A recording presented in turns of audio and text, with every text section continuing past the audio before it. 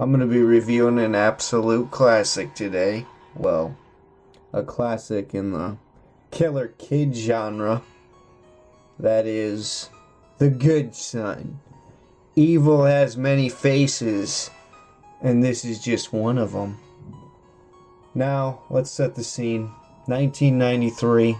Great underrated era for thrillers out there. You got Silence of the Lambs, The Hand That Rocks the Cradle, Sleeping with the Enemy, which was the director of this film. This was his next film that he did. And McCauley Culkin in his prime, alongside with Elijah Wood. If you never saw this one, definitely recommend it right off the bat here. You won't be disappointed if you love thrillers. Now, I just recently rewatched this for the first time here. It's the winter 2016. When I first saw it, it was a new release back in 1994. I was of age of these kids that are portrayed in this, so you can really relate to it when you were growing up. And it's a great nostalgia piece if you grew up in the 90s. And so, let's go over some of the factoids here before I give my opinions on this. The writer of this really shocked me. I'm watching the movie, I'm watching the credits, and I'm like, okay, who wrote the screenplay? Did no research on this before I threw it in. I just threw it in raw. And it was Ian McEwan. I'm like, no way. Is that the same writer of... This guy's an English novelist, mostly known for his famous hit as Atonement, which is an exceptional romantic thriller. I'm not really going to get into that right now, but Atonement with Keira Knightley is a movie that came out in 2007. So this guy's a novelist, an author. That's his primary vocation. He's not a screenplay writer. He wrote a book called The Children Something. A children book. No, a book featuring a child. In 1987. So Fox, 20th Century Fox, told him, hey, write a screenplay. We want to do something because you're talented. So he wrote it. But they still saw it as apparently too dark and too sinister, and with the kids being the killer and everything, they opted not to do it. They didn't feel like it would be commercially successful. But after the success of Silence of the Lambs, and with a child actor, it's hard to get good child actors, and with such a prodigy like Macaulay Culkin out there, it made it an easy bankable film. So it cost around $28 million or so. I don't remember the exact numbers. $28 million budget, filmed on location, not much special effects. They did a lot of their own stunts. They actually put Elijah Wood and Macaulay Culkin up on tight ropes alongside the cliffs and everything. So it's right around the coastline of Maine. One of the most underrated, most magnificent, extraordinary, splendiferous vistas, landscapes in all the United States. And they did it right on the coast. So it's the rocky coastline. Great time of year to film, too. They did it right in the middle of winter. So there's a lot of snow. Perfect time of year to watch this right now. Anyway, so that's the setting. Now, the director was Joseph Rubin. As I mentioned before, he did Sleeping with the Enemy, which was a domestic abuse thriller with Julia Roberts in 1991. That's also set on the coastline. Great setting. This guy's great at capturing the atmosphere and the landscape in movies.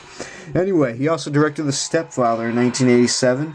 Also The Forgotten in 2004. That was Julianne Moore. And The Pom-Com Girls back in the 70s. That Robert Carradine one. That drive-through Grindhouse special. Anyway, enough with his credentials. Let's get to the movie. So Macaulay Culkin, Elijah Wood is the main character. He goes off. His mother just died, and his dad just happens to have a huge business trip in Tokyo that he can't bypass. And so he leaves his son with his sister and her family in Maine. And this is the house right behind him. It's freaking huge. They picked out this amazing, gorgeous house.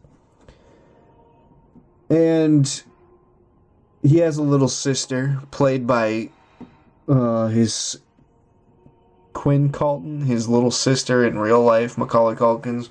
I guess his father demanded that she be in it. He even forced Macaulay to be in it because of the dark, sinister role and everything, you know. He wanted to show that Macaulay had range, and that he does. Cannot coexist. We are oil and water. Because you are so in outer space, there's nothing I can do to connect with you. Okay, so here's what's awesome about this. When I was young, when this came out, like I said, I was of age. So you got young boys' activities going on in every scene. They're breaking glass with rocks. They're torturing animals.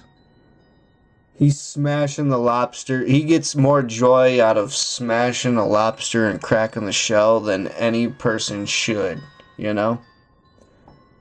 He's a complete sadist. He's like a 7-year-old sadist. Absolute psychopath. And I love it how he's charming, manipulative. He has jealous tendencies that lead to murder. He doesn't even think about the repercussions at all. And he played it so cold and calculated, like a typical psychopath. Who did better? Him or the girl from The Omen? I think her name is Isabel Furman. It's hard to say. Macaulay Culkin was 12 years old when he did this or so. Anyway, and there's a lot of other things it just brought me right back to when I was a child, because he's put in a situation, Elijah Wood, where he sees Macaulay Culkin killing animals. He killed the dog with the bow and arrow. He killed and he threw it down the well. You know, he was just doing all these sadistic things, like all these preludes to being a serial killer. And he was making threats, and Elijah realized how dangerous he was. He's trying to tell parents, but they thought he was just a traumatized kid. So this is why, because he just lost his mom. So they're like, oh, well, you're just messed up. You know, you're twisted. So the grown-ups wouldn't believe him at all. And we find out that Macaulay Culkin actually murdered his younger brother. I think his name's Ryan or Roy in it or something in this. I don't know. His younger brother was 2. And it's really over kind of jealousy issues, like, oh, he's the younger one, he gets more attention than me. My mom isn't as affectionate as me, as him. He had my rubber ducky when it was mine, you know, but now it's his.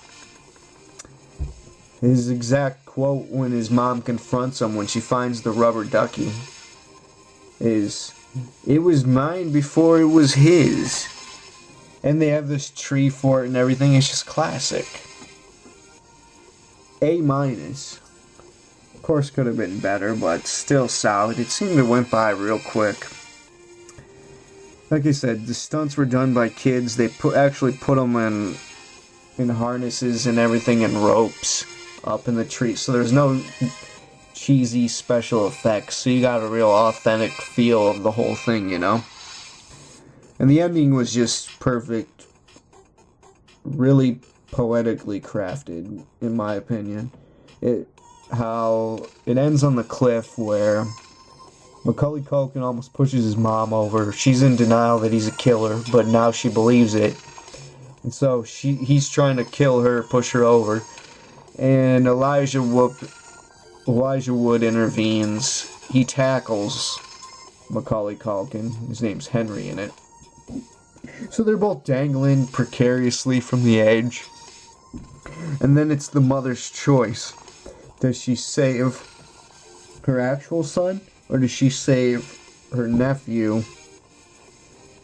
And and then Henry's just putting on this faux affection up into his last breath. Like, Mom, I love you. Come on, give me your other hand. She doesn't give him the other hand. You know what she does? She drops him, and he actually falls to his death on those monolithic teeth at the bottom of the edge of the cliff. Thanks anyway, for nothing. And that's the end of Henry, and that's the end of this review. Like I said, shocked that it was Ian McEwan that wrote this. The guy's absolutely brilliant. A lot of talented people working on this. One of the most memorable ones is the ice skating scene where he almost makes his sister drown. He pushes her on thin ice and they break through. Absolute classic. Anyway, tune in next week for another